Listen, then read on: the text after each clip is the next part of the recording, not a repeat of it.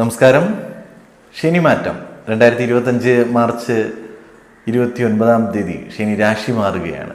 രാശി മാറുമ്പോൾ കാർത്തിക നക്ഷത്രക്കാർക്കുണ്ടാകുന്ന ഗുണഫലങ്ങളും ദോഷഫലങ്ങളും, അല്ലെങ്കിൽ കാർത്തിക നക്ഷത്രക്കാർക്ക് ശനിദോഷമുണ്ടോ, ഇതെങ്ങനെ മനസ്സിലാക്കാം? കാർത്തിക നക്ഷത്രം മേടൻ രാശിയിൽ അതിൻ്റെ ആദ്യ കാൽപാദവും ഇടവം രാശിയിൽ അവസാന മുക്കാൽ പാദവുമാണ് വരുന്നത്. അപ്പോൾ മേടം രാശിക്കാർക്കാണ് ഈ വരുന്ന 2.5 വർഷ കാലഘട്ടം ശനിദോഷമുള്ളത്. 2.5 വർഷ കാലഘട്ടം ശനിദോഷം അനുഭവിക്കുന്ന നക്ഷത്രം മേടൻ രാശിയിൽപ്പെട്ട അശ്വതി, ഭരണി, കാർത്തിക ആദ്യ കാൽപാദം. അപ്പോൾ കാർത്തിക നക്ഷത്രക്കാർക്ക് എല്ലാവർക്കും ശനിദോഷമില്ല. മേടം രാശിയിൽ ജനിച്ച കാർത്തിക നക്ഷത്രക്കാർക്ക് മാത്രമേ ശനിദോഷമുള്ളൂ. അതായത് കാർത്തിക ആദ്യ കാൽപാദത്തിൽ ജനിച്ച മേടം രാശിയിൽ ജനിച്ച വ്യക്തികൾക്ക് മാത്രമാണ് ഇനി വരുന്ന 2.5 വർഷ കാലഘട്ടം